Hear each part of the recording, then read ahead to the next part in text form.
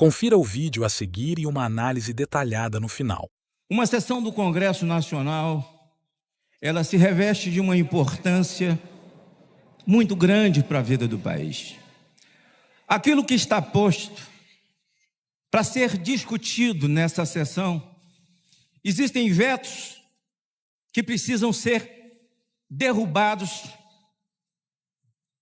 pouca coisa a ser mantida em função de um cenário absolutamente destruído que vive esse país. Mas queria chamar a atenção de que, para além de qualquer discussão, para além de qualquer matéria e sua importância, está o respeito à vida humana. Essa sessão do Congresso Nacional, a expectativa do povo do Brasil, que já não mais deposita sua confiança, aliás, tem quase 100% de desconfiança nas duas casas que fazem o Congresso Nacional, o Senado e a Câmara. O povo está na expectativa de duas coisas que refletem o respeito à vida. E sem a vida, nada somos, nada seríamos, e aqui muito mais não estaríamos. As duas casas entendem, nas suas presidências, que o dia 8 e a anistia de inocentes não é pauta importante para o Brasil. Deputados e senadores, deputado Evaí, a importância da vida e dos valores e o respeito. No Brasil parece ser muito mais importante e glamourizado ser bandido, ser pego com 400 quilos de cocaína e ser liberado, assassinar, estuprar, do que ter um olhar empático para as pessoas que nenhum crime cometeu. É vergonhoso nós estarmos hoje pedindo para quem um dia anistiado foi, de crimes de sangue, de sequestro, de assalto, de roubo a banco, foram anistiados, e a chamada ditadura do proletariado, que tanto eles queriam, ou seja, trabalhadores no poder. E a gente sabe que nunca foi verdade, nunca houve a chamada ditadura, eles queriam assumir o local, mas não com trabalhadores, aqueles que estão hoje no poder, que fazem um consórcio, um conluio com o Supremo Tribunal Federal, que não respeita a nação, que não respeita a Constituição brasileira, um Supremo Tribunal Federal que mais nos envergonha no mundo inteiro, um presidente da República que nada mais faz, e aí ele faz bem feito, cumprir o seu programa de governo. Quando nós, deputado Messias, estamos pensando que eles estão errando, que Haddad é só um tolo. Aliás, Haddad saiu de férias. O circo está pegando fogo e o ministro, que apenas 2 meses de economia estudou, não sei se estudou, mas são 2 meses. Na verdade, o que eles querem é cumprir o que disse o Lula. Quem passa de 2 salários mínimos não vota mais em nós. A destruição do país tem um viés ideológico. Falar em viés ideológico, desde que se fechou a chamada reforma tributária, que é um compêndio altamente ideológico, e nada de reforma tributária, eu disse, a partir desse momento, nós já vivemos uma ditadura, nós estamos vivendo debaixo da bota de uma ditadura triste, porque é o conluio do Executivo, o conluio do PT, do partido de esquerda, com o Supremo Tribunal Federal. Certo e maravilhoso foi o discurso do senador Randolph, quando indicado foi Alexandre de Moraes. Eu nunca vi ninguém fazer um discurso tão reto, tão correto, tão constitucional e tão certo, como fez o senador Randolph naquela ocasião, mostrando as brechas, parecia-me até uma profecia, porque na minha sabatina ao Alexandre de Moraes, e hoje eu sou obrigado a ouvir, senador Randolph, do presidente do Supremo, que mentira tem que voltar a ser crime. Quem falou isso primeiro foi o Lula, depois agora repetido pelo Barroso. O diabo é o pai da mentira, senador Zóstos. E o presidente desse país é a mãe.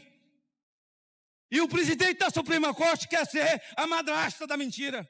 Parece até que esses 11 supremáveis, parece até que esse consórcio de capa preta, eles não têm passado.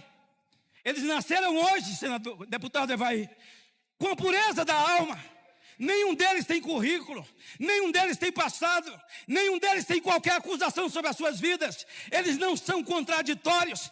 Contraditórios é só pegar a sabatina de cada um deles no Senado para ver o quanto eles mentiram para se tornarem essa ditadura que nós estamos debaixo dela hoje.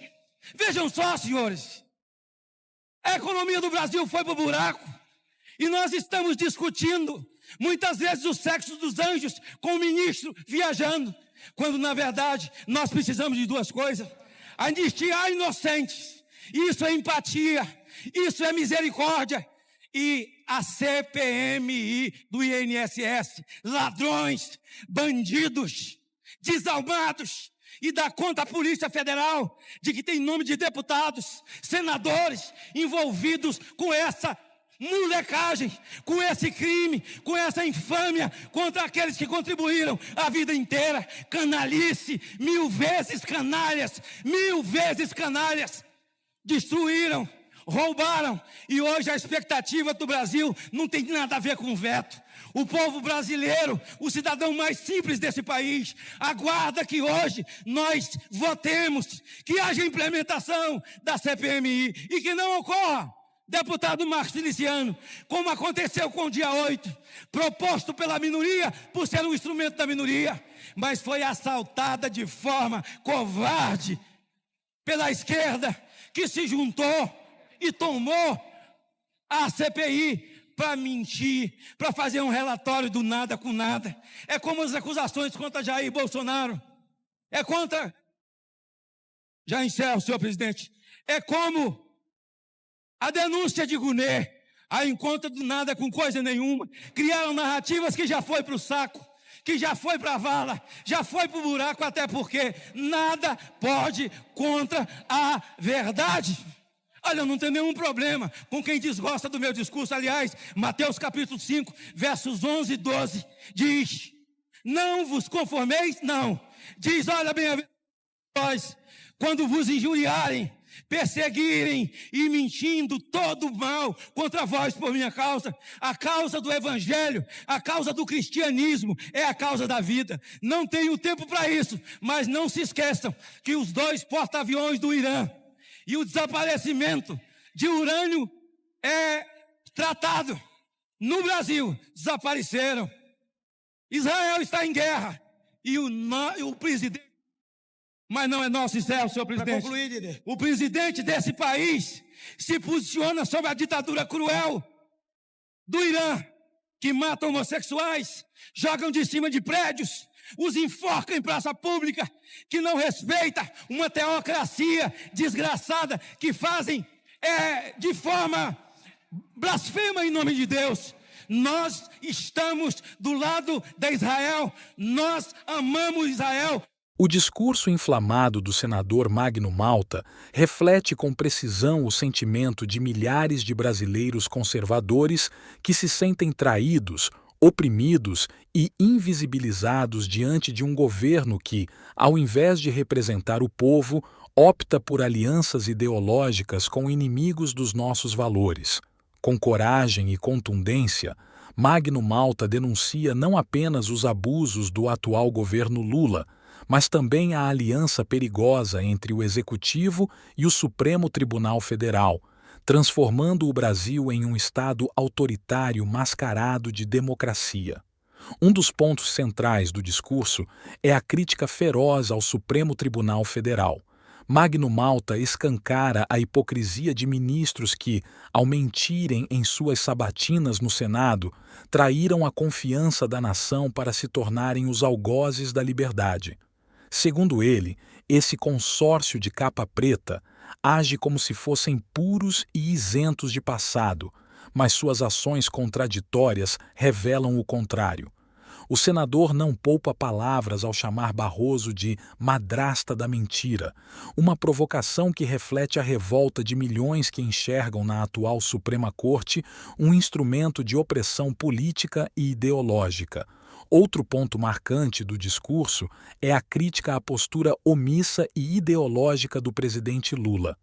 Segundo Magno Malta, o atual chefe do executivo se alia a regimes autoritários como o do Irã, conhecido por assassinar homossexuais em praça pública, ao invés de defender a democracia, a liberdade religiosa e os direitos humanos.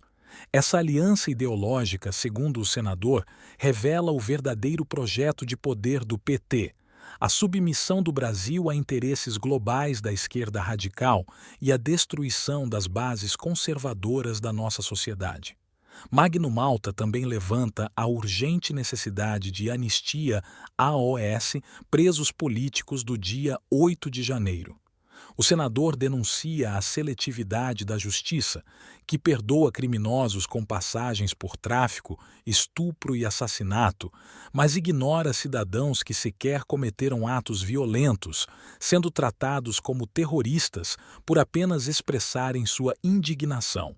Ele defende que a vida e a empatia devem estar no centro das decisões do Congresso Nacional. A crítica à reforma tributária também merece destaque. O senador afirma que o plano aprovado não é reforma, mas um compêndio ideológico disfarçado de modernização. Para ele, a destruição da economia brasileira não é acidental, mas proposital, e segue fielmente a agenda de um governo que declarou abertamente que quem ganha mais de 2 salários mínimos não vota no PT.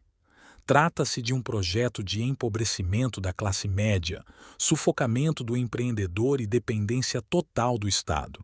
Além disso, Magno Malta exige a instalação da CPMI do INSS, denunciando a corrupção que atinge aposentados e trabalhadores.